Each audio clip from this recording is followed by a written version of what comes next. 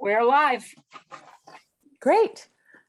This is the Human Rights Commission remote meeting. Today is March 28th, 2022, and it is 5:32. And I'm going to read our public meeting disclaimer. Attendees to any remote meeting have the option to join via video or by phone. Meeting links for upcoming meetings, as well as instructions, are on the agenda. This meeting is recorded by video and audio in accordance with open state meeting law, consistent with the governor's order suspending certain provisions of the open meeting law. This meeting will be conducted by remote participation. Additionally, all votes taken by the Gloucester Human Rights Commission during this and future remote meetings will be by roll call vote. If you're calling on a phone, you can press *9 to request to speak.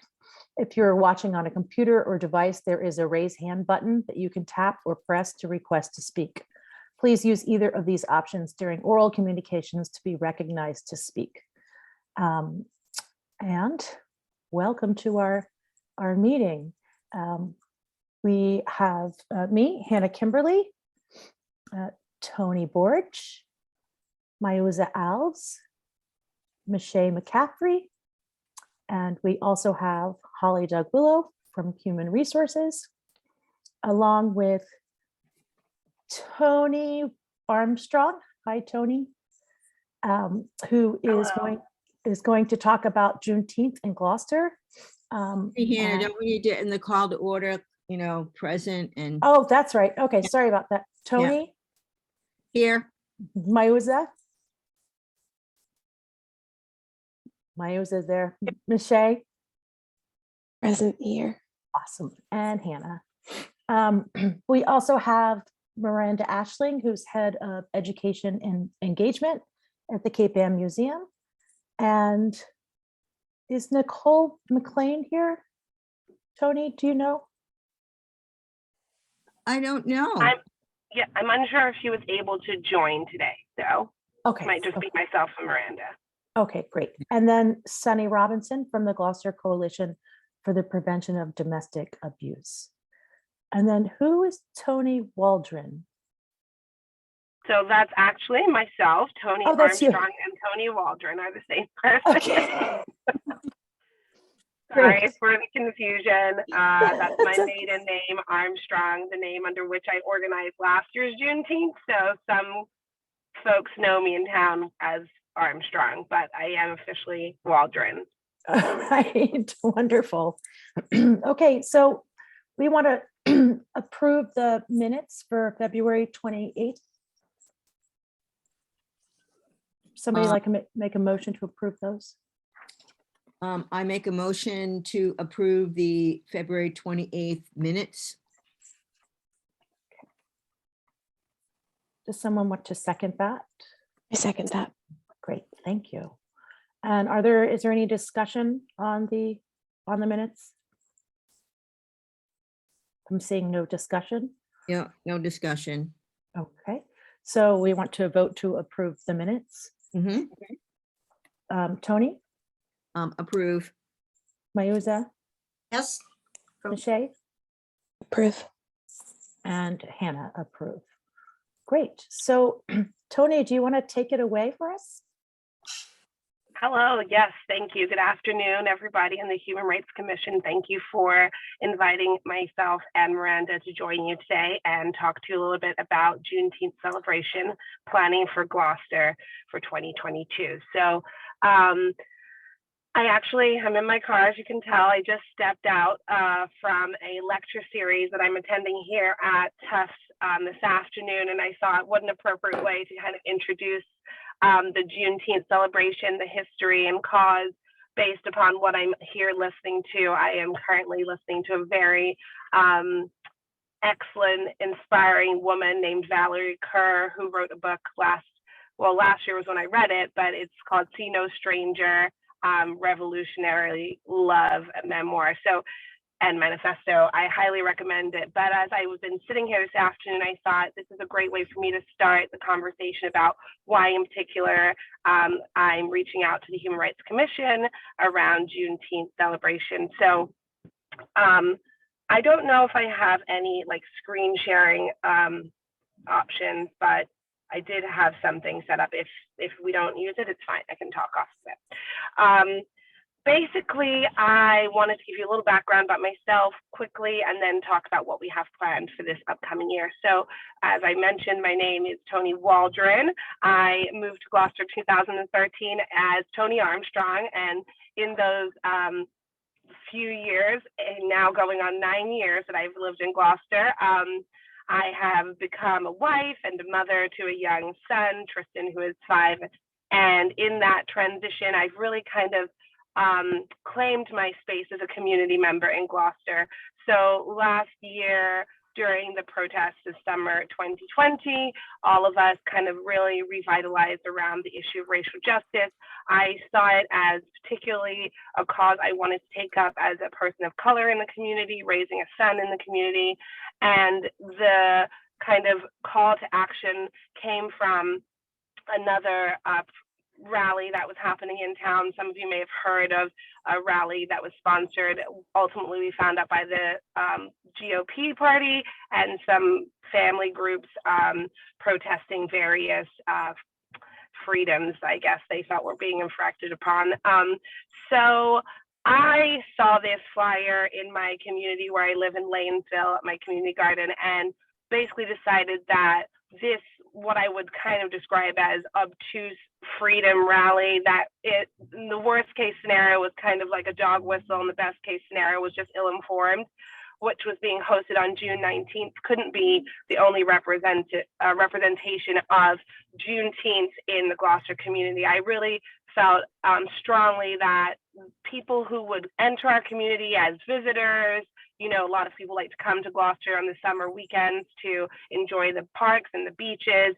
I felt like it was a really poor representation of our city that on June 19th, especially in the summer of 2020, we were going to have this kind of freedom protest that really kind of overlooked some of the big social justice issues of the moment. With that being said, in a short while, about a span of a week, community members, friends, family, allies really rallied together to create an awesome Juneteenth celebration in 2021. We were kind of expecting it to be, you know, just a fun celebratory time, and it was everything we expected and more.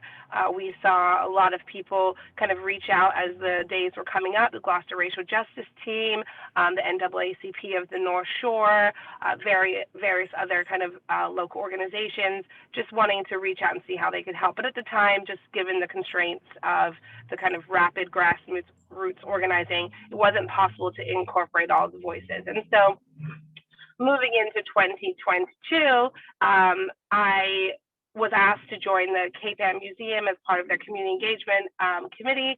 And in that role, I mentioned to Miranda that I would really like to organize Juneteenth using kind of the support and the structure of the Cape Ann Museum, to which Miranda has been such an ally and advocate in supporting me on that journey. And so, you know, I said I was sitting here and listening to this lecture that's all about revolutionary love, and it really grounded me in terms of why. The why I think is really important to start, because I think a lot of people in the community maybe question why we would have a Juneteenth celebration, why it would matter, for various reasons, whether it's because some people consider it like a Southern holiday, or maybe some people think, you know, we don't have a very robust Black community in Gloucester, so like, why are we celebrating this? But I think to me, it's really important as we all work to kind of further the cause of social justice, that we recognize that one of the greatest tools we have is love. And what that looks like in the revolutionary space is really uplifting one another and really giving voice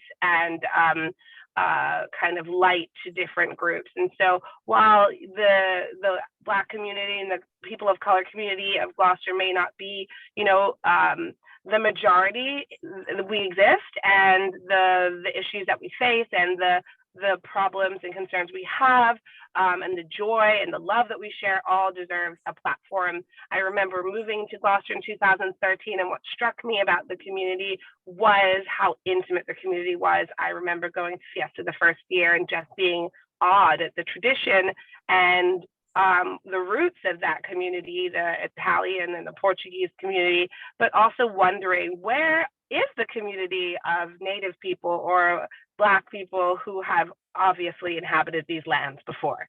And it's been in that journey that I've kind of moved forward in my own work here in Gloucester. And so that background really kind of sets me up to say where we are today. So as I mentioned, working with Cape Ann Museum, also partnering with the North Shore Juneteenth Association, Nicole McLean, who has done this work for years, mostly in Lynn and Beverly. We decided to kind of organize with a little bit more forethought, more time. And in that endeavor, we've reached out to a lot of community partners to just kind of create an all-inclusive, well-rounded celebration. And it was brought to my attention through the Community Engagement Committee at CAM that Shay and some others had brought up the raising of the Juneteenth flag with the Human Rights Commission. And so I thought, let's kind of get into conversation with the Human Rights Commission so we can all work on these kind of initiatives together. So as it stands right now, we are currently building out our agenda for the day. We are building out kind of our partnerships and organizations who will be participating on the day.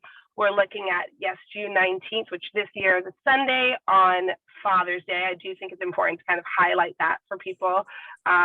It will be from 10 to 2 at the Cam Green, the new campus. We are anticipating a really well-rounded day of programming, starting with reading Frederick Douglass together, incorporating yoga, wellness, massage, incorporating dance, music, art, food, various organizations in the community being able to kind of put forward the work that they do. We have Massachusetts Foster Care. We've been reaching out to organizations that such as Nourishing the North Shore. And I do have, I said, a document kind of typed up that shows all of our partners and our loose tentative agenda that I'm happy to share with the commission so you can really see what the day looks like. And the way that I kind of move forward in this year's planning is to really open it up. You know, it's not my event, it's an event of the community, one that, yes, I spearheaded last year and I'm at the table again this year, but I really want to welcome the community to participate how they feel best suits them. So in the inevitable case you're wondering how the Human Rights Commission can help, that is like a question I would put back on to you all to say, what are the things you'd like to do to uplift, you know, Black communities, Black joy, Black excellence, whether it's just participating and helping on the day, whether it's doing something else. I think that's been really empowering for different groups who've come up with their own ideas. So, you know, here today, we're here to ask if you're interested in partnering with us, if you're interested in what ways you might wish to partner with us, and generally to just seek support and let you know what we are intending on doing. So thank you. I'm happy to answer any questions. I know Miranda's on the call too to answer any questions, but I appreciate the time. Thank you. Thank you. Thank you, Tony. What do we think? I'm excited. I'm so excited. Oh, I think it's fabulous. I think really, you know, I mean, this is really one of the roles that, you know, the Human Rights Commission should be playing. And it really shows how, you know, that we, you know, that we're integrated into the community as opposed to just meeting, you know, right now meeting virtually once a month, but that way, you know, like really showing to the whole of Gloucester that, you know, and really it's also one way to really introduce ourselves to Gloucester by showing that, you know, this is what we value. This is our statement, and it would be, you know, it's so important for us to, and it's exciting for us to be part of that. Absolutely. Absolutely. Can I ask again? I missed where the event is being held in the date and time and everything, just because maybe we can put it on our website. I don't know, Yeah. but I wanted to I wanted to make sure I had it down. Yeah, it's going to be June 19th. So Juneteenth is always celebrated on the 19th. Okay. June. So it will be June 19th. And of course, being that it's always the 19th and Father's Day changes, it just so happens this year it is also Father's Day. Mhm. So it will be from 10 to 2, and it will be at the Cam Green. The new location is, the address is 13 Poplar, Poplar Street in And it's- Gloucester. CAM for Cam, the Cape Ann Museum. Yeah. Oh, the Cape Ann Museum Green. Oh, now I know where it is. Okay, yes. Yeah. Sorry.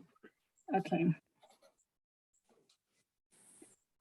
So folks, we want to figure out how we know we want to be involved, in what ways. Well, I know that there was just a comment about putting something on our website. I don't know if you guys have maybe like a flyer or a sheet in which where you're promoting the event. Yeah. That might So be we have something great we can share.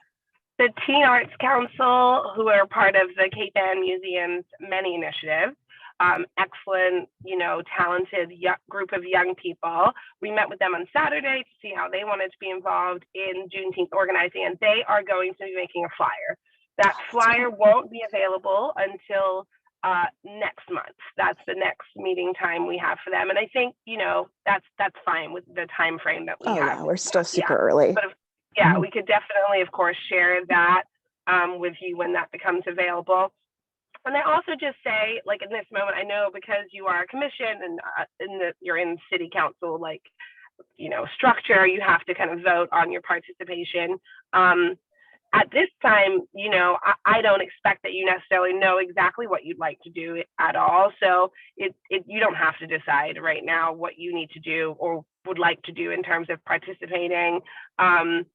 I just kind of wanted to give you that time and heads up early so that you kind of know it's happening and can decide on something that feels like it fits what you all do in the city. Well, and I know I'm jumping a little bit ahead because we're going to be talking about at our last meeting with the mayor, we were talking about the need for our ordinance to be revised.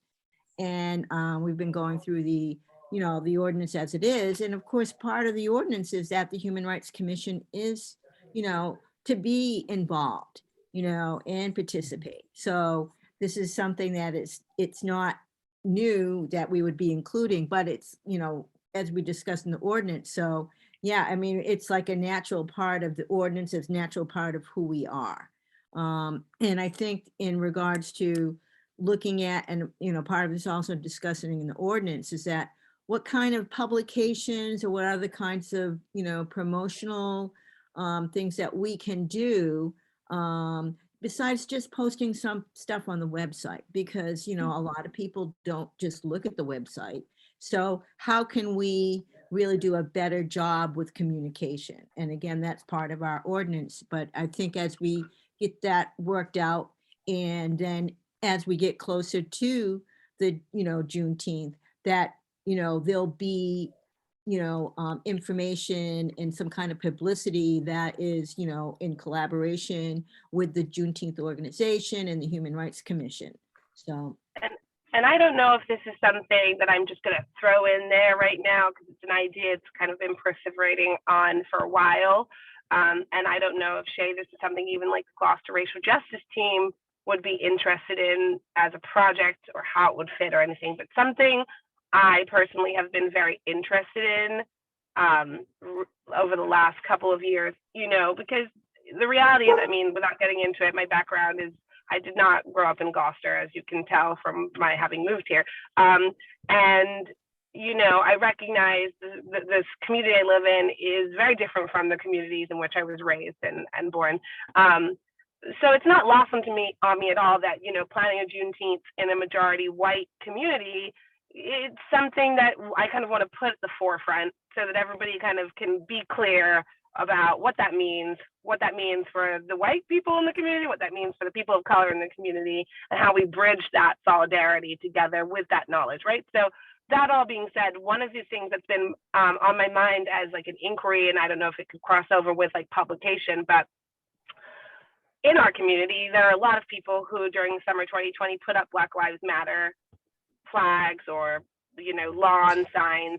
And I've been very interested in doing some type of community outreach to individuals who did that, and really wondering about what propelled them to do that. What moved individuals to do that, and kind of taking that data and then doing something with it in a mission of like social justice and community building. And so it's obviously a very uninvestigated idea in my head that I've just had for a while, but I thought I'll offer it in this space in case maybe the Human Rights Commission, or even, like I said, the Gloucester Racial Justice Team thought maybe that type of project might offer some type of insight or outreach to the community. It's something I'm still thinking of. So Love that idea, because I know that showing solidarity or bringing attention to something and supporting it, and then physically going out and doing something don't always go hand in hand. So that's actually a really, really interesting point, because I know, for example, like my neighbors put up signs in my little loop here, and that made us feel better. But then, like on the back end, following up, like, what are they doing? Are they continuing to learn? Are they continuing to do things? Right. Like, we moved into our house and someone put a Black Lives Matter sign in front of our house. Like, we didn't put it there. And it got damaged in the most recent storms of the plowing. And then someone put a new one, and I don't know who does it. And it's like, what does that, like, for me in a community that's majority white, as a person of color in my little blended family, that is such a powerful tool. Like, someone in my community is making me feel very welcome by doing that. So it's just something I'm very interested in. Maybe, Michelle, maybe we need to talk about this as an idea, because I have been like thinking about it, and like I'm like, I feel like we can use this somehow. Like, I don't know how. Yeah. Like, you've showed your allyship. So what can we do to pull you in? Yeah. What can we do to absolutely. move it forward? Exactly. Absolutely. Yeah. Well, I think a lot of it is too, is, people, is education. People can feel very passionate about, they see what's going on, they want to do something, so the first act is to put a sign out in front of their house, but they may not know what else they can do, or, and as, being a white person, people can get very, well, let's just say uncomfortable, because they don't want to say anything wrong, how to approach it, and what are the phases that need to go through. And so I think when the Juneteenth celebration is one way where it's, when people are out eating and sharing and talking, is one to help kind of create relationships, because you have to build a relationship before you start going on and wanting to talk more about the issue. Exactly. Otherwise, that's the idea. Yeah, because otherwise people going, oh my God, I don't want to say something wrong. Or, right. No, that's the idea, Tony. You're exactly. the first Black person I ever talked to, Yeah, truly. And how you overcome, so that you can work and do some real meaningful change. I think Absolutely. Also, just listening to you, I feel like you almost said something that maybe the Human Rights Commission might want to do, because I just heard it come out of what you said, is maybe creating some type of visual, whether it's like a large scale visual or just a handout that talks about solidarity, from like white people to like white person to white person. How do we show solidarity for our communities of color? That could be a great thing the Human Rights Commission did. I could imagine it being very impactful, because I think you're absolutely right.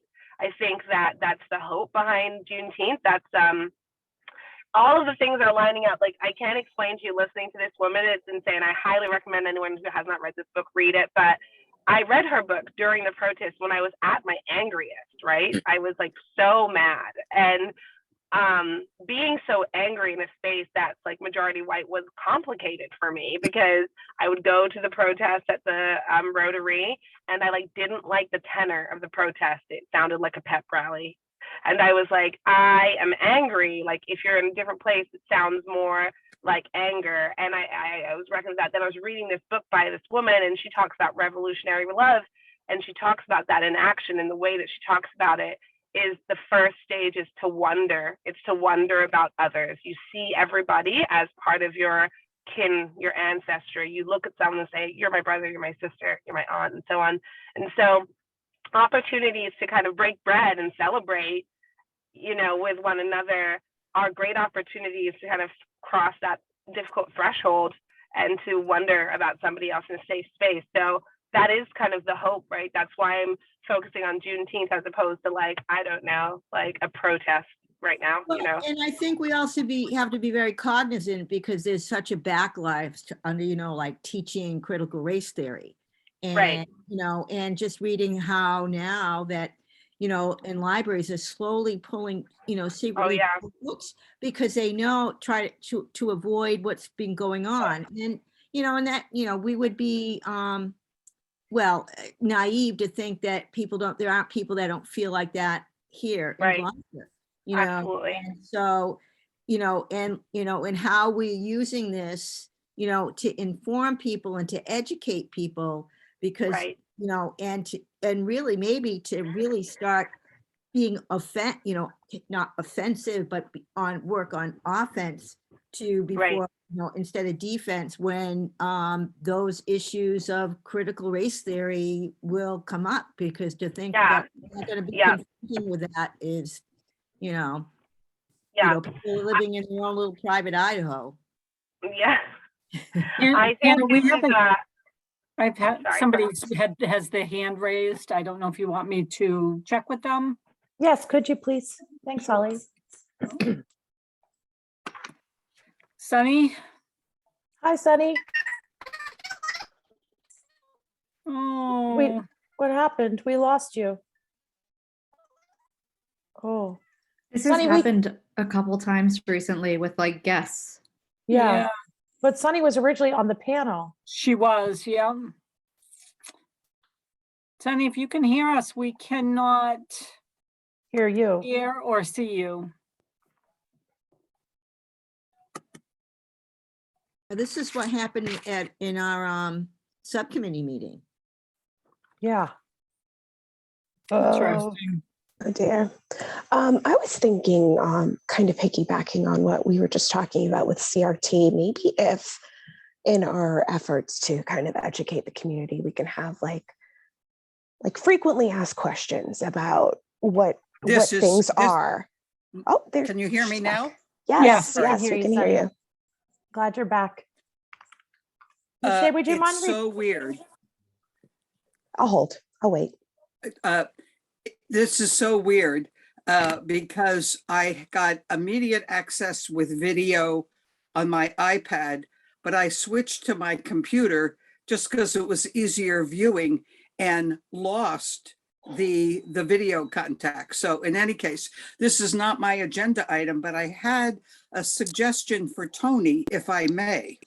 And Tony, I don't know if you know that a lot of those yard signs around Black Lives Matter were an outreach effort of the Unitarian churches all across the whole area.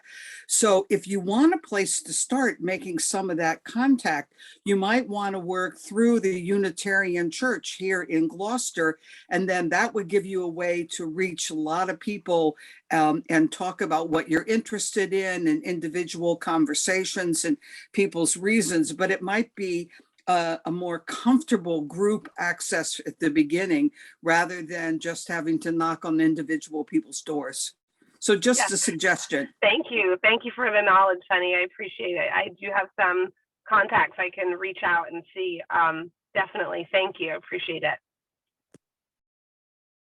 Michelle, would you mind repeating? Sure. Thank you. Hold on. Okay, I got it back. I'm in a day cool fog.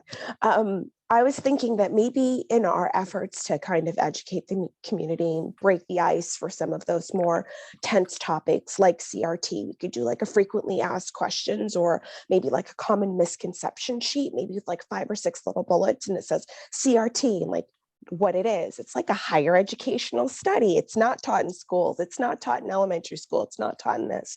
And just give people a little bit more context and information up front for a lot of the things that have been widely exaggerated and misrepresented. that could be something that we could look into and provide the community with like a little bit more concrete information to dispel some of the misconceptions and the things people have kind of radicalized along this process. Yeah, Well, and I love that idea. Yeah, and I do. And I think, and again, when I go back to our ordinance, but I think what we want to look at is maybe that at some point, maybe even if it's once a month, the Gloucester Times has, people that write, like Gordon Bard has every week he has a column. And maybe we can have, Human Rights Commission, and we can have like one of the topics will be explaining what CRT is. And to me, that might be part of the whole, like we're working, we're leading instead of reacting.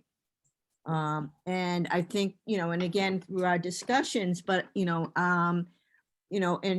that way too is, having the Human Rights Commission, take, working in conjunction with the Juneteenth and the, racial justice team.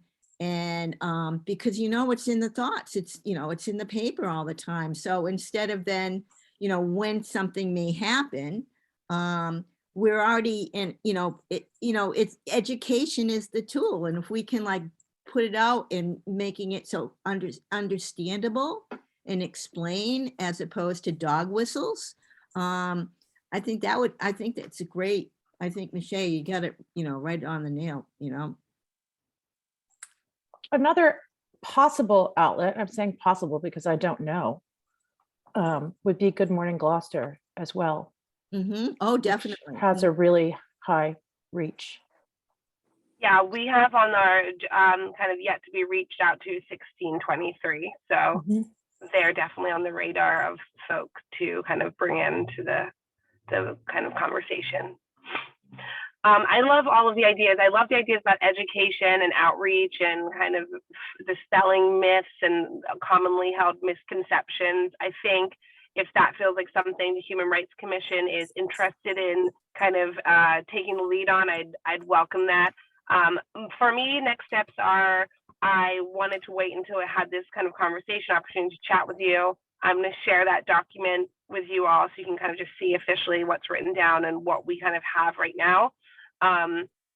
If you all vote and decide you want to officially be a part of our kind of subcommittee planning, then excellent. And I'm happy to kind of involve you on the continued email chain. The model will be explained in the email, but it's, it's very, like I said, open so that people can see the document, the planning document, all of the items on the agenda for the day, other kind of partnerships and to-dos, and then notes with kind of steps to follow up that have been taken and already executed or need to be taken, and then ending with whoever's kind of picking that bucket up, so to speak, so that everyone can work in their own kind of autonomy before we regroup in a month. I see everybody from the lecture leaving, and I left my bags inside, so I do have to jump off of the call. I appreciate everybody's time. Hannah, is it good if I share that document with you since I have your email That'd already? be great, Tony. Wonderful. And then I'll just be on the lookout to hear what you all have decided. And I hope to partner and collaborate with you all more in the future. So thank you for the time. Thank you so much for coming. Thank you. You guys enjoy your evening. Bye-bye. Have a good night. Well, do you think, should we put a motion or? Yes, that would be great. Yeah. I propose that the Human Rights Commission partner with the Juneteenth ceremony, to work with them in the planning and also provide for education in the city. I second it. All right. Is there any discussion? Well, I think we can't necessarily commit to something until we see what's available. But once that email goes out, we can discuss the options that we have and see what we want to kind of put our support behind in terms of participating. And do we want to vote on the idea of participating? Yeah. I mean, I guess supporting would not necessarily be participating, but in my mind, they kind of went hand in hand. Yeah, Mhm. I'll be there. I will be there. Okay, so we don't have to figure out Mhm. I total don't think we have to do that logistics. right now because Right. we don't know where we best fit. Right, but But we'll moving take a forward, vote on agreeing to participate. Does that Okay. make sense? Okay. yes. All right. So is there any discussion on the agreement to participate? Okay, then we'll take a roll call vote. Tony, Approve? Mayuza, Approve. Nashay, Approved. Sarah, Approve. and Hannah approve. Great. Okay. Sunny, you're Can I up just- next. Oh, Sorry, yes, jump Miranda. in. Yeah, if there are any other thoughts about Juneteenth, I've worked very closely with Tony, so I know she had to run. So just if there is anything else there, I will throw in Michelle about your idea of the kind of information and infographic. Putting on my other hat for a second, I'm the chair of the Gloucester 400 Plus Diversity and Equity Committee. And we just wrote a 14-page framework to share with people for exactly that same purpose. And it's our committee's work. I think it would make total sense for the Human Rights Committee to do a version of it. But one of the things that came up, and Tony was at our last meeting, that would be really helpful to add would be some sort of infographic about the makeup of Gloucester. I think people toss around words like majority white town all the time without understanding what that means and who actually lives here and the diversity that is here. And so and the shift that's happening right now is just so astronomical. I mean, the number of people who are coming in to the city at this moment. So seeing like the numbers in 2010 and the numbers in 2020 and an infographic to talk about who actually makes up Gloucester and how is that changing? Because I think that really drives so much of this work. That's why the Cape Ann Museum is really dedicated across our initiatives to make sure that we're actively engaging with different communities or different sections of the community. So we'd be happy to work with that. The Gloucester 400 Plus committee is going to be having an event on May 22nd to release that framework and have a community conversation. We just set the date. I haven't even sent the email to the committee yet. So Tony, you'll get that probably tonight. Coming attractions. And that's Yeah. on May 22nd, Miranda? May 22nd. Yep, it'll be at Magma. And our idea is we presented it internally to the Gloucester 400 Plus steering committee. And it solicited a lot of really great conversation about why are we doing this work? You know, what does diversity mean? We include a land acknowledgement, and including census information was a suggestion from our last meeting. And just my one last thing, and I know I'm interested to hear what Sunny is sharing as well, is that as part of the Cape Ann Museum's initiatives, we're also partnering with Action Inc. and in conversation about celebrating Brazilian Independence Day. So if there's anyone who's interested in being part of that, if HRC wants to be part of that too, we're looking at the last weekend in August. It wouldn't be on Brazilian Independence Day because that's when school starts and it could get a little more complicated. We want to do it when it's still in the summer because Fatima said that people would be more likely to come out then. So we're trying to do celebrations like Juneteenth, like Brazilian Independence Day. We just did a big thing for the Finnish Kalevala that accentuate the really beautiful different parts of our community. And if this committee knows of anyone else, I hope you'll bring it to myself at the Cape Ann Museum. I'm Brazilian, so I'm in. Oh, Maisa, I would Love love that. to talk with you about that. I was going to say, I think we know someone. I didn't More want to call you celebrations. out specifically, but thank you for volunteering. Yes. Wonderful. Yeah, we're looking forward to learning and partnering with, I mean, because we can only host these events if we have the right partners Yeah, to Magna, make it a real option. yeah, and Magna, they have a Brazilian dancing. You say, Yeah. Yeah, they have a capoeira, they have a forró music lessons, and it's really, yeah, it's a lot about Brazilian culture. Yes. Dance. Yeah, we're definitely Sarah's a good partner, and she's actually, I think she's going to do capoeira at Juneteenth because of the history of capoeira in Oh, yeah. terms of the freedom dance. So there's lots of, but I think we'll probably bring it back for Brazilian Independence Day. Capoeira will kick your butt. Oh, yeah. You'll be sore for days. My friend's husband, he do the capoeira is really good. Yeah. Well, Mayusa, I would love to follow up and discuss if you have any suggestions for Brazilian Independence Day. That'd be great. Yep, I'll get in touch with you. Yep. Wonderful. And Mayos, I'll send you Miranda's address. Okay. Oh, wonderful. thank you. Great. Thanks so much, Miranda. Thank you, guys. Okay. Now we have Sunny. Hi, Sunny. Okay, Sunny is glad- go ahead. Sunny is from the Coalition for the Prevention of Domestic Abuse. And yeah, take it away, Sunny.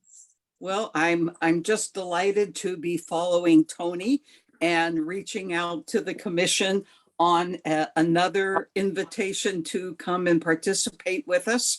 I first came to the Human Rights Commission, I believe it was in November at Hannah's invitation. But I think the participants tonight are in the commission are almost totally a different group of participants from that night in November. So let me do a very brief history for those of you who may not know the coalition. We were formed in 2000 during the time that I was the city's public health nurse, because the city's health needs assessment had identified that addressing issues of domestic abuse and sexual assault were an unmet health need in the community. So as the public health nurse, I was charged with creating a coalition to start to address some of those issues and to work alongside of HAWK. And at that time, Nikki Rashan Scholl, just recently of the Human Rights Commission, was the key staff person at HAWK, and in fact had been a large participant in the health needs assessment in the community, helping the city identify the needs around domestic abuse and sexual assault.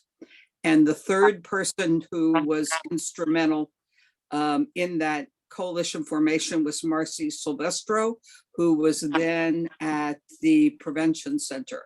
Marcy has since moved on to other domestic violence prevention work elsewhere in the country.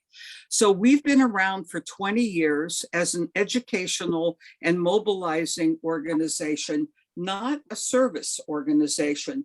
So what our main goal has been is to raise awareness in the community of the problems of domestic abuse and sexual assault, and also try to help all groups of people, all individuals, understand that there are a variety of prevention and intervention roles that they as individuals or organizations can take to be more responsive to domestic abuse and sexual assault, not just referring people to HAWK and the North Shore Rape Crisis Center.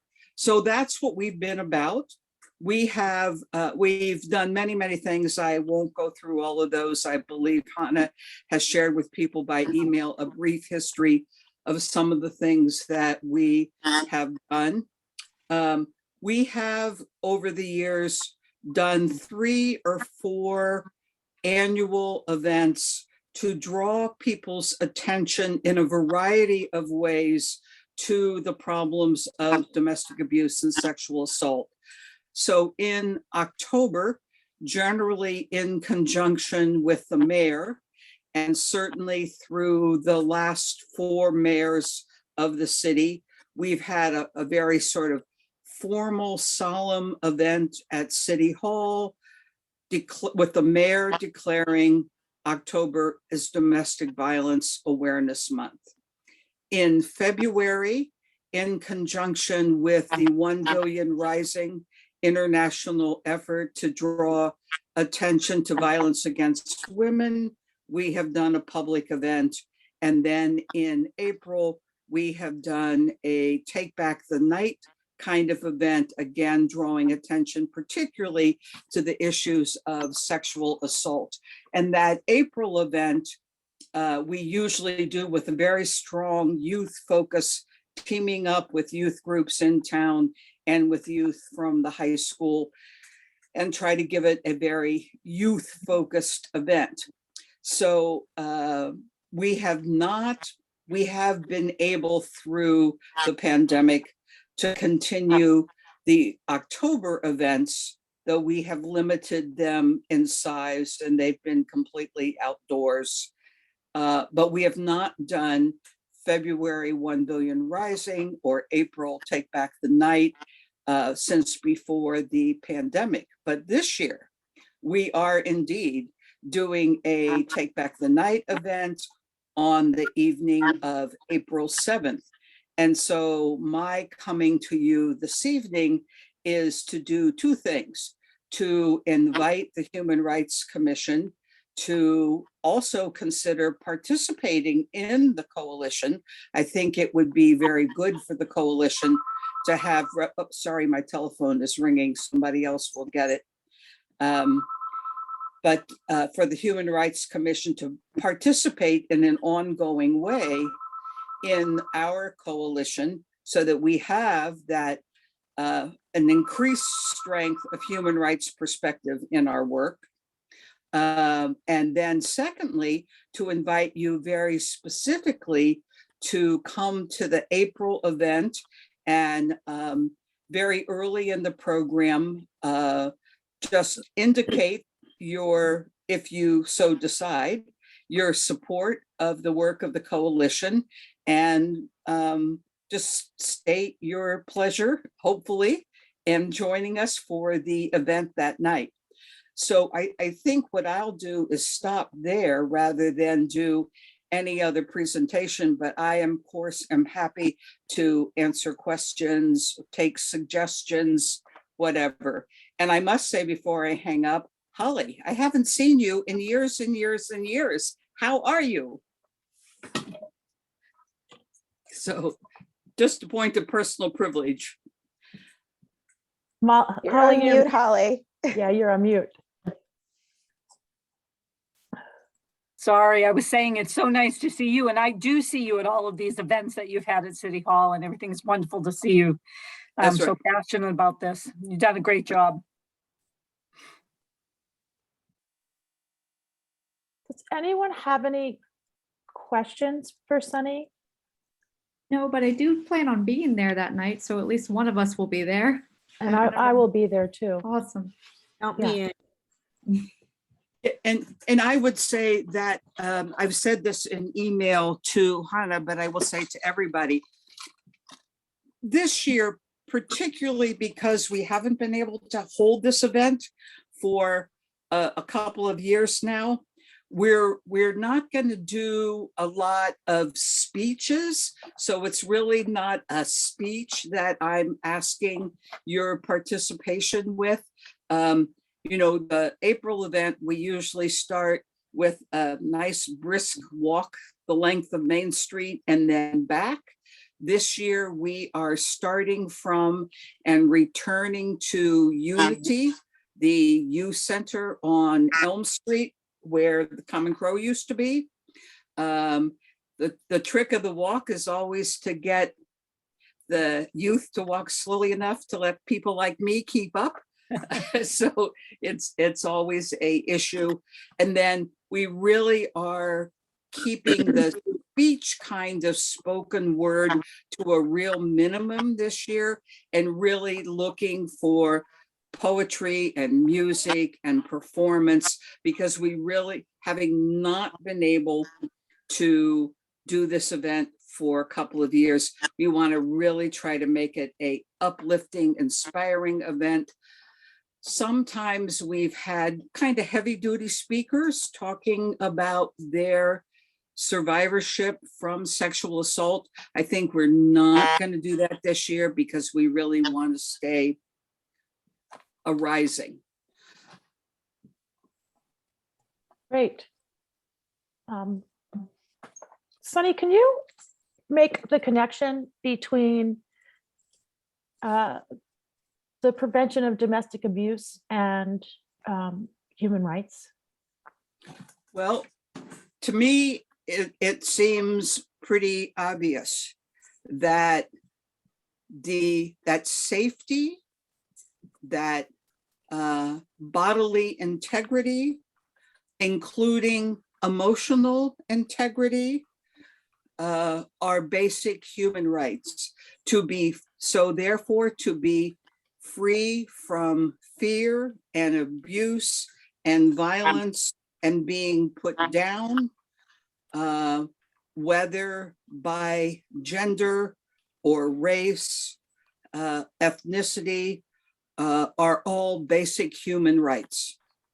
And I think I don't have my copy of the Human Rights Declaration right in front of me, but I believe if you read through the Declaration of Human Rights, it is clear early on in the Declaration that those freedoms from fear and the right to live securely and in safety are basic human rights acknowledged by the UN's Human Rights Declaration, and the US is indeed a signatory to the Human Rights Declaration. So, we as a country, a state, a community affirm that right for safety.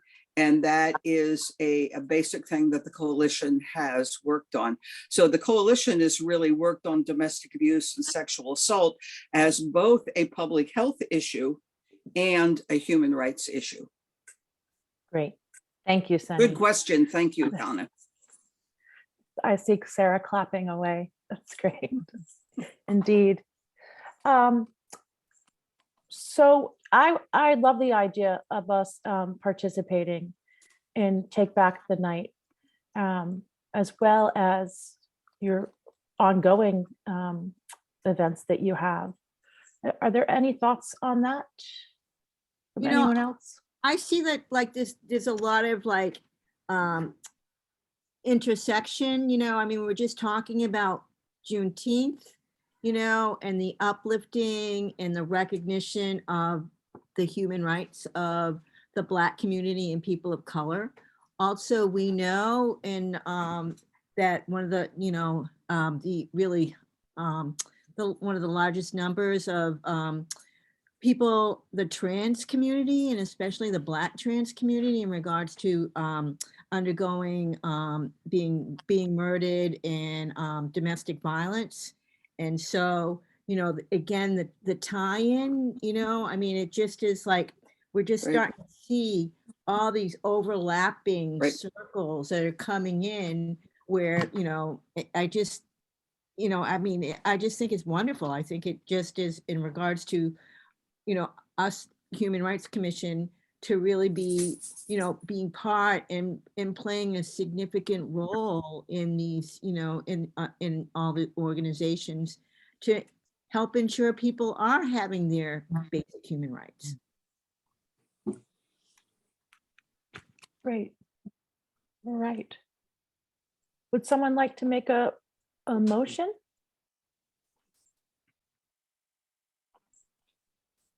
In terms of joining in with the Coalition for Prevention of Domestic Abuse?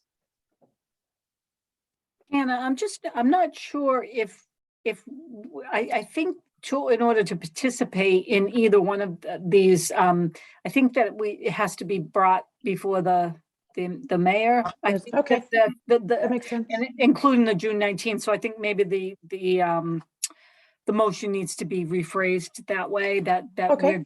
Yeah. So do we want to make a motion to bring this to the mayor? Yes, on both accounts. Okay. I'd like to make a motion to both participate in Juneteenth and Take Back the Night. However that works out to be, but I think the Human Rights Commission should be involved in both of those events. Yeah, I'm happy to second that. Great. Is there any discussion on Ms. Shea's motion? let me just say Sunny? that we, the coalition, have not yet had an opportunity to meet with the mayor to share with him more of our history and our work. Certainly, he knows some of that because of his years on city council and the school committee, but we are meeting with him next Wednesday, the 6th, to sort of invite his participation, as have all the other mayors, in our ongoing work, and to make sure he knows that the event is happening on the 6th. In the interim, in terms of working with the city, she's too busy to do very much, but Rachel Belize over at the health department is the health department's representative, current representative to the coalition. So we've been working through Rachel. Great. Well, I will email him tomorrow. You need to vote. Email yeah, but I'm just, Yeah. so, okay. So any other discussion? All right, let's call for a vote. Tony, Support. Mayuza, Butcher, Michelle, Or approve, whatever. Yay. Sarah Approve. and Hannah approve. Great. So I will send those out, send that email out tomorrow. Let me say one more thing. Thank you very much. Actually, then one more thing. We always meet the first Tuesday of the month between 12 and 1:30. We have been meeting by Zoom in recent months. Anyone is more than welcome to come to our meeting this coming Tuesday, the 5th, which would be the first Tuesday of April. I will, however, tell you that it may be a meeting more focused on logistics for the April 7th event than an interesting meeting in terms of content and ideas. So I know that Hannah is on our list and we'll get the connection. And I do urge you to think about whether you want to have rotating participation in coalition meetings or whether you want to have a steady representation in the committee. Whichever way works for you all, works for us. And I welcome your ongoing participation in the coalition. Great. Thank you so much, Sunny. I have a question for Sunny. First of all, I unfortunately won't be here for April 7. I wish I could go, but I won't be around. And I have a question. Have you talked to the mayor about the driver's license bill? Have you planned any meeting with him? No, I have not. I have Marusa and I have worked together a lot on immigration justice issues in the community. And what I have been doing most recently is trying to be in touch with the Safe Communities and the Driving Coalition, and working on contact with Anne Margaret Ferranti and Bruce Tarr. Tomorrow is Immigration Day at the State House. So it is a good way for people to participate in the State House Roundtable information session. I hear the driving bill may well come before the Senate within the next 2 weeks. And the Safe Communities bill still has a committee extension date till May the 2nd.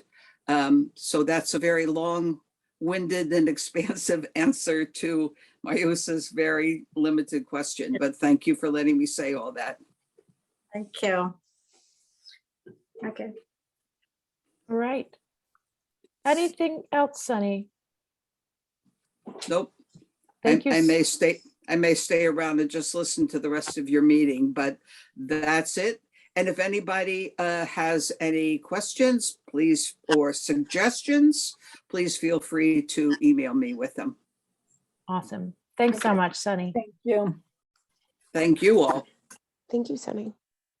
Okay, our next item on the agenda is the subcommittee, which did not end up meeting, on anti-discrimination clauses for city consideration. Before I kick that over to you, Tony, I wanted to say that I sent you all a last minute email that I just got last minute with more information on that came in from Melissa Texera, who's the Building and Finance Chair. I had talked to her to see what's on their agenda for their next meeting. And she noted that the schools have not ever rented to a religious organization before, and they've never done a long-term rental for anyone outside of school-related events for more than a few days. So they're not part of the approval of the rental that gets delegated to the superintendent. But she did say that on April 11th, which is not far away, she's developing an agenda that's going to reflect the questions, Tony, that you had for the superintendent. And there should be answers to our questions. The answers to our questions that you sent out, Tony, should be clear after April 11th. And she will share that with us once it's finalized. Yeah, great. And one of the things is, we did have technical issues last week. So, Sarah was on, but we couldn't get Paul. And then we had one participant and then we couldn't get that. So it was, unfortunately, we weren't able to meet and discuss. But one of the things in regards to the questions is that I had I had compiled, went through all the emails that had been sent to Hannah from the public raising concerns and questions about the contracting process. And, and so I had sent some of those questions and asked for from the superintendent to, get some clarification. And he did reply to me and did say that the school committee that the school committee, state and federal law guide the building use policy. And they're currently reviewing all the policy and the fees, because some of the questions they want to know is that, what are the fees, has it been, have they been raised? Because, it's pretty minimal, but I think part of it too might be is that, they're renting to nonprofits. But to also go back on the rental agreement itself, it does list that the school can, it's the religious organizations are listed on who can be,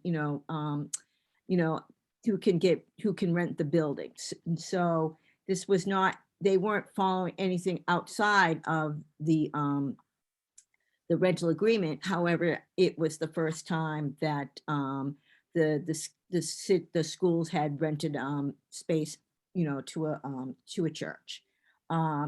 So, but as a result of, I think, certainly the questions that we sent, but also I think, questions from the public, is that they are having they're reviewing the contract and that they're looking at changes in language and guidelines regarding disclaimers and limits. And I forwarded this email to Hannah, so we should be able to share it with everyone, including limits on advertisements, and they're looking at policies and fees, what school spaces are available to rent, and other procedures.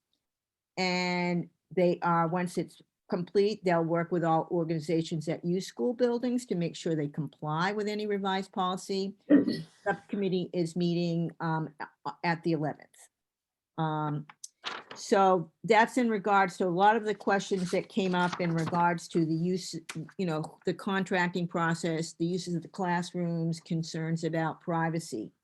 One of the questions that came up was that they, was the Freedom Church paying a reduced, rent, compared to others. And he confirmed that they are charged at the same rate and fees as the other organizations that rent. So the concerns about, did they get a special rate? No, they followed the same procedures. They are looking at, making revisions, to the language. One of the concerns that came up was in regards to city contracts, citywide contracts, and having people sign a anti-discrimination clause. In the city's contracts and under their terms and conditions, it specifically states that anyone who is, doing business or rents from the city signs an anti-discrimination, statement. Here, I have it here is the vendor agrees, the vendor will not discriminate against any employee or applicant for employment because of race, age, color, religious creed, handicap, sex, ancestry, sexual orientation, gender identity, or national, origin. So they have, this is a signed contract. So this is, so the city's already has this in their rental agreement, anything that they do, the standards and terms. So now the school committee is looking to make that revision, or, as they're working on it, that, looking probably to include that, or working towards that. So one of the questions again is that, did the city have that? If they didn't, and the city is doing that there. Yeah, I think that, yeah, so I guess, looking at the questions and concerns that were raised to us, and, we've found the information from the city, and also now the school committee is working and, and looking to revise, and, working on revising the contract and the fees. I mean, I think there's a fundamental disconnect from the communication that we got from the community members and maybe possibly the attendees that are here tonight about whether or not they're, by renting to this particular group, they're following the anti-discrimination policy let out in the contract. And I think the second question, and the more pervasive question, is, do we need like a blanket wide citywide ordinance that is an anti-discrimination ordinance? And should we bring that up, as a Human Rights Commission, which would be Right. like a blanket coverage? What I don't want to do is name any specific groups, if that makes sense. We could talk about in general organizations, but no specific organizations. So okay. Does that So make sense? yeah, but they're clearly specific concerns.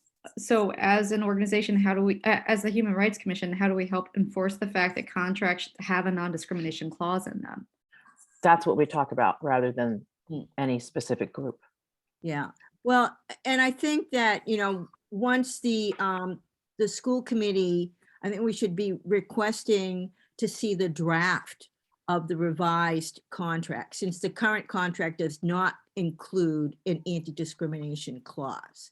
And so, I mean, putting that request in, before, to get our feedback and, and questions that, to ensure that there is an anti-discrimination clause in the contract, which does not exist now.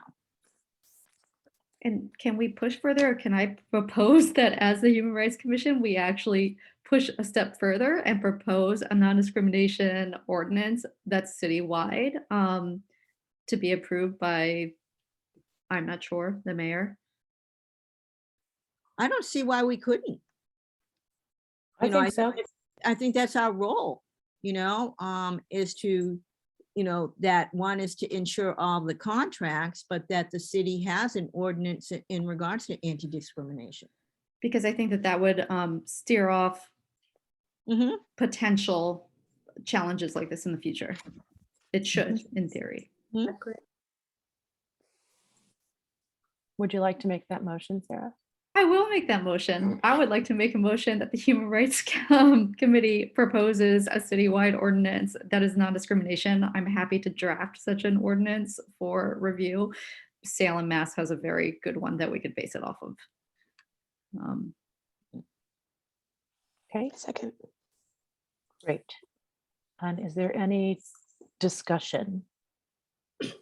I don't know whether we want to have a separate vote on proposing that the Human Rights Commission receive and be able to review and provide feedback on the draft of the revised school committee school building use contract. Tony, I'm sorry. Could you say that again, please?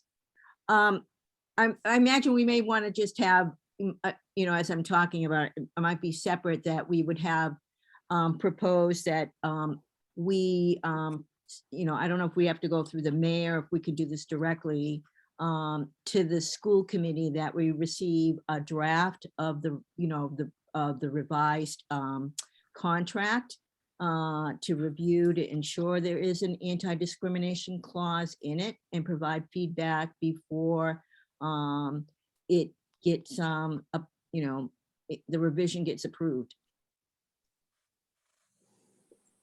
I'm confused. I just think that we want to see, you know, the school committee is, you know, working on making revisions to the contract. Okay, you want to see that before? I'd like to see it before it gets, you know, revised and approved by the school committee. Right. I'm sure they would share that. So, Yeah. yeah, absolutely. And I think they're definitely going to discuss it at their April 11th meeting. Right, but if we, So- I think if we put a formal proposal, that might be helpful. A proposal for what? But this, that the school committee share the draft of the revised contract. Oh, yeah, I can email. Okay. I'll send that email out. But to go back to Sarah's Okay, so I didn't mean to interrupt. motion that was seconded by Michelle. And by the way, that will go, the idea, ordinances are approved through city council, right? And the mayor has veto power, but we can certainly recommend that. So Michelle has seconded that, and there's any more discussion on that motion? Okay, I'll go ahead and take a roll call vote. Tony, Support? Mayuza, Yes, Michelle, Approved. Sarah, Yes. and Hannah, yes. Okay, great. All right, y'all, we are getting down to it. We have, the next thing is Human Rights Commission ordinance revision. Did you all get to see that?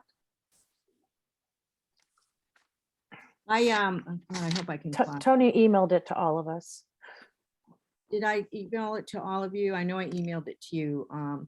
Today, I went through step by step, inch by inch on the both ordinances, and came up with some comments and questions. Because in that, you know, I think we all need to agree, there needs to be the current ordinance as it stands has no teeth. So I'm just gonna go through. Wait, we're talking about the, our ordinance, the Yeah, Human the Rights Human Rights Commission. Commission and the Disability Rights Commission. Okay. ordinance. Okay, So on the Human Rights Commission, under section 2499 purposes, point 2 says assist persons in the city who believe their human or civil rights have been violated in the city. And my comment was, and we've been discussing this, that there currently is no process for individuals to file confidential complaints. Because when we had this, you know, and Sarah did all the work when we, last year, to set up a process, and then of course, through open meeting law, that there was no provision for confidentiality. So it's, how can we assist people that, if they come to the meeting, it's an open meeting, but if they come to us individually, right now we have no process, to support them. And sorry to interrupt, but we really don't have a mandate either to support them. We have a mandate for education, and I think there's a real disconnect there. Sorry, I'm taking notes at the same time, so Thank you, Tony. So in the second part under section 2 is that, we're to provide voluntary mediation for all parties concerned. Well, what is the process of this and training on conducting mediation? And that's assuming right now that if we have somebody makes a complaint about something, then we're supposed to get involved with mediation.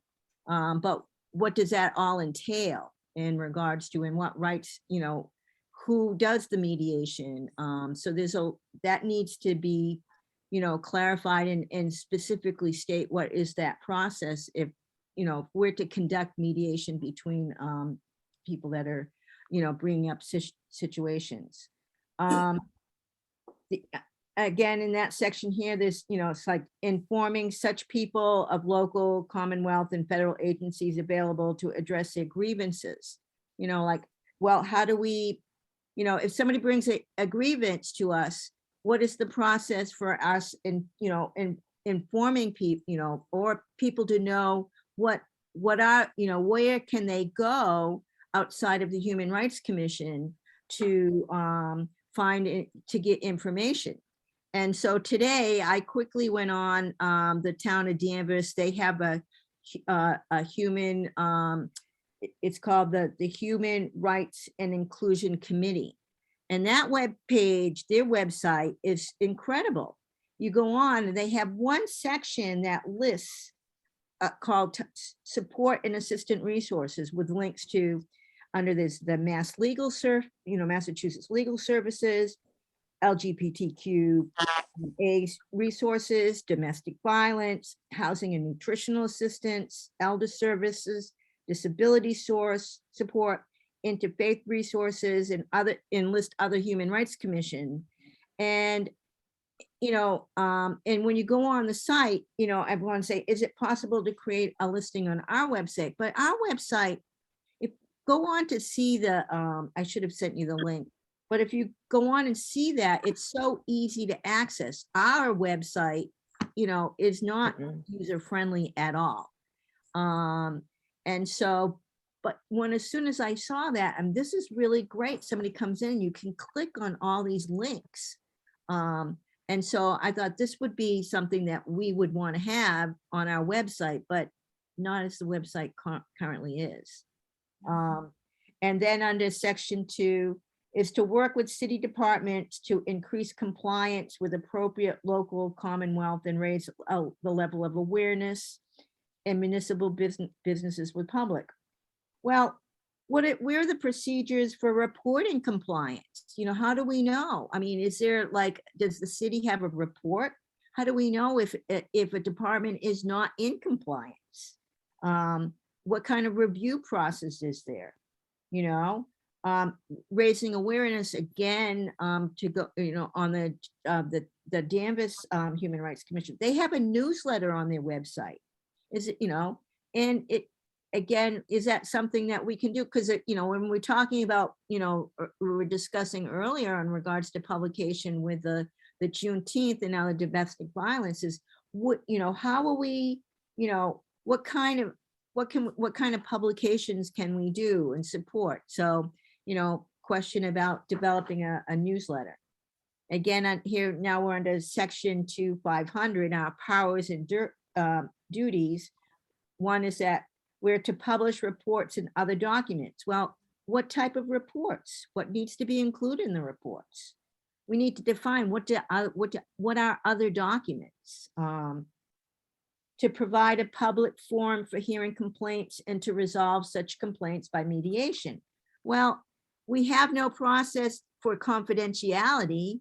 So, I mean, or well, I guess, are we looking at a public forum for hearing, do they come to our meetings? But people aren't going to come to a public forum to air complaints if it's, you know, because they want to deal with, you know, confidentiality. I mean, so we need to look at that there, you know, and here, no party to any alleged discrimination shall be compelled to appear before the commission, nor such party be compelled to submit to mediation. So how are we going to be able to function if we have no teeth? You know, you know, how can you say, well, we want you to come. I don't have to come. We, Can I- you know, think you should have mediation. I don't need mediation. You know, it's kind of like, oh, you know, it's like, we, you know, what do we, you know, we have no issues there.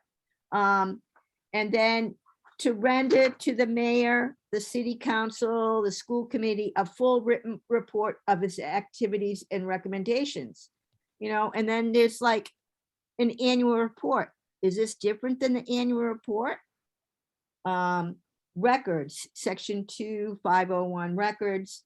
All commission records shall be public except those that are necessary to ensure privacy rights under local, commonwealth, or federal laws. So it does state about we have records unless we have privacy, but we have no, there's no system for confidentiality. So, you know, again, so it is mentioned, but there is no process. So those are the points as I went through the current ordinance. And then I went through the Disability Rights Commission, because when we raised it with the mayor and he's asked us to review it because, you know, the Disability Rights Commission, because there's not been enough people to apply for membership, so it can't meet, there is no quorum. And under section 2515, well, the Disability Rights Commission is a subcommission under the Human Rights Commission. So my question, and we've raised this question, is that since it hasn't been able to function with enough members, is it possible for us, since it is a subcommittee, to act on the issues until there are enough members to create a forum? You know, because we're, you know, we're not, there's, we're, you know, if people have issues that and needs and questions about disability rights right now, they can come to the Human Rights Commission, but the Disability Rights Commission has been specifically created to address those concerns. Under section 2517, purposes, point 3, to work closely with the ADA coordinator. Who is the ADA coordinator for the city? Inventory all programs and services that are currently in place in the city for people with disabilities and promote awareness of such services. Is there an inventory? If not, you know, It you know, also says that the majority of members of that subcommission should be people with disabilities. correct. But is there, you know, my question, is there a budget to publish materials? Provide, you know, point 6 under section 2517, provide information and referrals for guidance and technical assistance in all matters pertaining to disability to individuals, public agencies, businesses, and organizations. So right now, my question is there any current information or does that need to be created? And finally, under section 2519, powers and duties, to acquire, analyze, use, and store disability-related statistics and related materials for program planning and evaluation purposes. Does the city currently have a system for collecting statistics? You know, because is the board record, what data should be included? And program planning and evaluation of what? You know, it's like, you know, you're saying it's got to be program planning, but what is it? Again, section about publishing reports and other documents, you know, what reports and documents to assist in public awareness and inclusion of persons with disabilities through participation in public events. How do we do that? To refer complaints or grievances to the appropriate local, state, or federal agency for resolution. My question, you know, is there a process? How do you maintain confidentiality when a complaint or grievance is reporting? And then finally, to report to the mayor with a complete annual report of his activities and recommendations. And my question is, does this need to be a separate report, or can it be included in the Human Rights Commission annual report? So those are, as I reviewed it, all those points there. I'm going to turn on my light because it's got dark here. So Thank you, Tony. I have a suggestion. It's a lot of points you need to go to. right. To talk about it. I have a lot of questions since the beginning, especially about confidentiality. And I would like to suggest that we have like a subcommittee to talk to the mayor, with the liaison, the Council Jason Grow, and to anybody in the community that would be, maybe if you could get a human lawyer, attorney to talk to try to see all the angles that the best we could help the community. I have my issues like with the immigrant community, and that's one of the confidentiality. It's a key for the people to, go forward and address the issue with everyone, that needs it. I think, yeah. Happy. I mean, I think that's one solution, but I mean, at the beginning, when we were formed, like we did a lot of initial research about what other commissions did, Yeah. what their mandates were, what they look like. And I would say we have a new mayor, we have a new council. Why not propose an updated ordinance to represent the Human Rights Commission that has more teeth? I mean, why not put forth a suggestion? Yeah, we have a lot of issues that we have to go Yeah. with it. I think it's a discussion in a small group but with the important people, the people that really will be able to understand, the issues and try to better, something that's gonna serve better the community. It's really, and we can go, like she said, Tony said, Denver, it's a lot of community right there. We are new in this, this is new for all of us. For the mayor, for all of us, we are represent the community in different areas. We are commissions, Human Rights Commission, but this is it's new. So I think we are learning, and we can really do much better than we're doing right now. If you get a group of people to discuss and see from all different angles and make something better. Well, but we are the group of people to discuss and to make it better and to propose what we should be and what the mandate should be. And we're also the group. I don't know if historically when we started, we were relegated to the Gloucester website, but almost every other Human Rights Commission that exists out there has their own website and they use it for educational purposes. And that would be easy enough for us to launch, provided that there was nothing stopping us from doing so. Yeah. And I think that, and actually in our last meeting, the mayor did, say for us to work on and, in making revisions to the ordinance. He did, yes. And I think that the work that, and Sarah, you were really one of the keys to do all the research on that, is that perhaps we should right now start to make the revisions and then on the points like the confidentiality, as as we look at through the revised ordinances, and get the because what is the process, understanding how do we create the process for confidentiality, because we came up to the wall in regards to the open meeting law. So this is where maybe talking to the mayor, like, how do we resolve this? We need to be able to do that.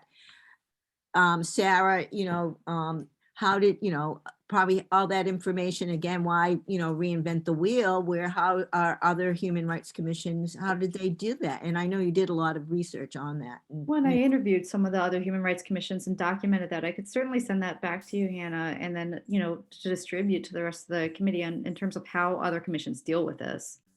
Yeah, that sounds great. When I'm talking to mayor, the liaison, and somebody like attorney or something, to see on the legal side of what can we do, because we are a legal body. It's not a lot we can do. So we have very, specific law that we have to follow when we're doing But it those. just stayed in the current ordinance in regards to, like dealing, with privacy, but I think it needs to be, so it is in the ordinance, but it hasn't been like clarified or, Yeah, that's what yeah. Because we have, have an ideas, but I don't know if that ideas that we can put in to work, according to what we allowed to do.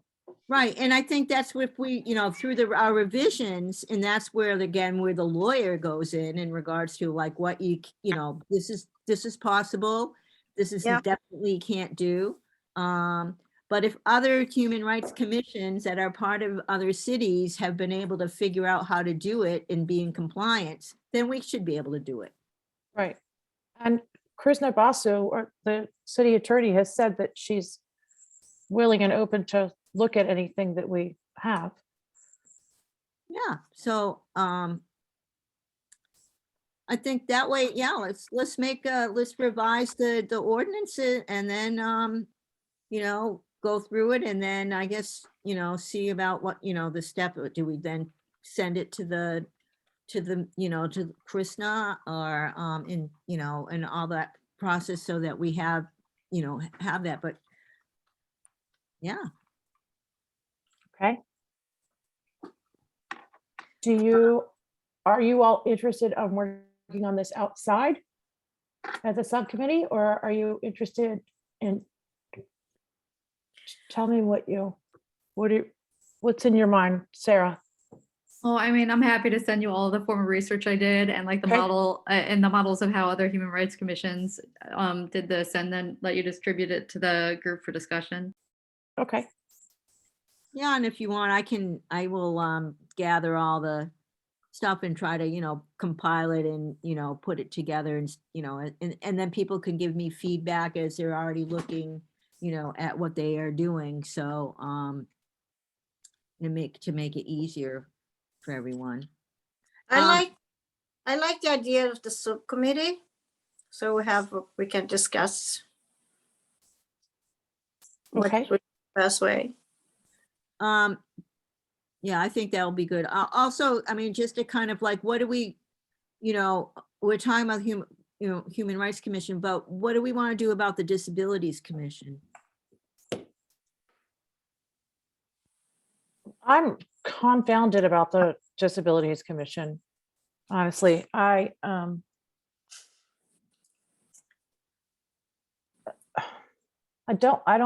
want to.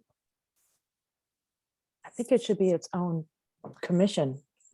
Yeah, I agree. I was just thinking about, is there a possibility to at least serve as a, right now, I guess people could come, I mean, that those who, want to raise any issues to come directly to the Human Rights Commission until the Disability Rights Commission is up. Right. Otherwise, it just is. Just don't want the Disability Rights Commission to be sort of relegated to, do you know what I'm saying? Definitely. I agree with you totally. It's not like we want to Just just have it so important. subsumed into us, but I guess, my concern is that it hasn't been able to function. You're right. Yeah.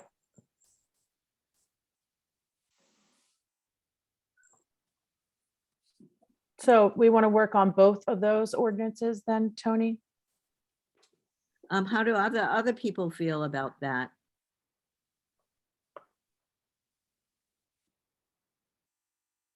I'm okay with that.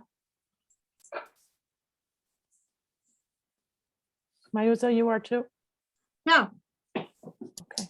So I hear Sarah when she was saying she had done a lot of research and had brought a lot back to this committee. And when she proposed it, we were, as I recall, and I could be wrong, told that wasn't the type of commission we were supposed to be. We were only supposed to offer advice, not hear complaints. So if we're changing, I think if your idea is to change the ordinance and what we're going to do, I think we probably start with getting approval from the administration first to make sure that they're on board with that. and then take it from there. But Sarah's right, she had done all the work, everything was there. Intake forms, there was all kinds of information. I was just looking back through my folder. And then I know there was some question about the legality of it and who's giving advice and what happens if they're a city employee. There's a lot of issues, obviously. So I think we need to get the direction we're headed in for. You weren't at our last meeting, were you? I think I was. because I'm oh God, I've got. Holly was there. Because I didn't the mayor. He did. He definitely did, but I just think we should make sure he's on board with the direction you want to go before Gotcha. you spend a Gotcha. considerable amount of time doing Gotcha. research. Yeah, Gotcha. that's what I'm worried. And it's not that he's not going to agree. That would be great either way, but I think we need to know before you. Yeah, no, good Yeah. point. Gotcha. Right. Gotcha. Yeah. Tony, would you be willing to send him an email? Mayor Sure. Verga? Yeah. Okay. Maybe if there's just an outline of exactly what it is that we want to do as a group, or you want to do as a group, I'm obviously not part of it, but you know, what specifics you want to be able to handle. Are you going to be Okay. doing intake and yeah. Yeah, or like the points right now that, you know, the questions that were raised that, you know, and also inform him that Sarah's done a lot of work on this and we want to, you know, get his approval to continue to do so.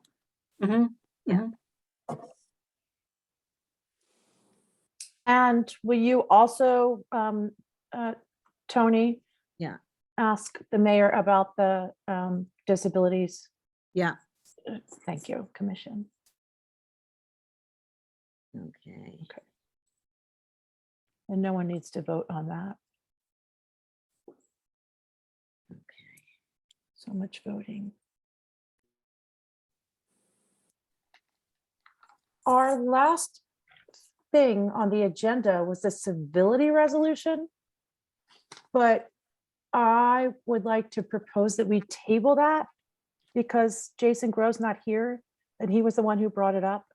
And he said that some city council members thought it should have teeth, more teeth, but I never got the notion of what those teeth look like and how hard they bite.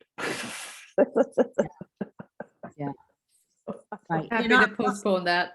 I think so. Yeah. Okay, all right, so we will have him talk about that next time. Great. Is there any further business?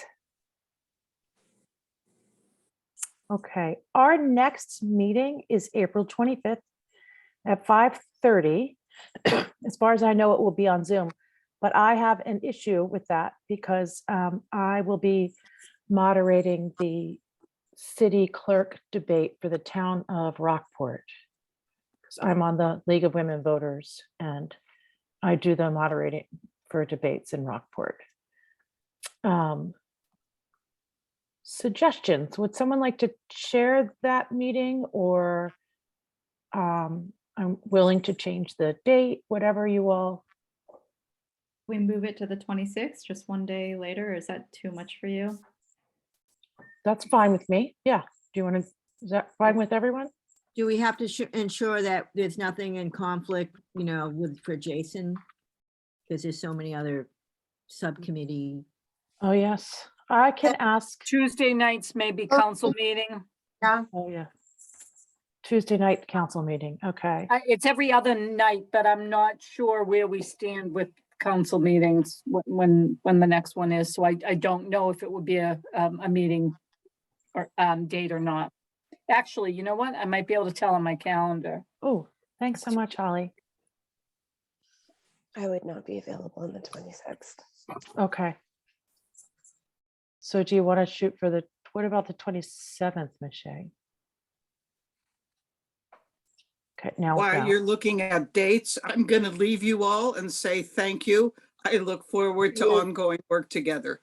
Thanks very so much, interest- Sunny. Thank you, Very Sunny. interesting meeting to sit in on. Thank you. Thanks, Thank Sunny. you. The 27th. 27th. I don't have anything on my calendar. I'm free at 4 o'clock on the 27th. The date's good for me. Okay. And we'll just say that Holly, did you see if there's anything else on the 27th? Let me just take a quick peek here.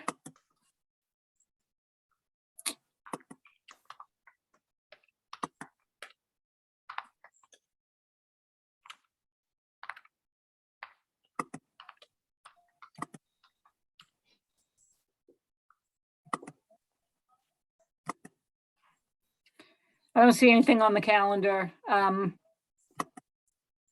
26th is a city council meeting, so the 27th, it doesn't look like there's any subcommittee meetings. So I'm hoping Councilor Grow is available.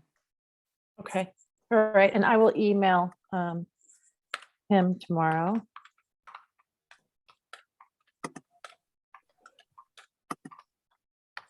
All right.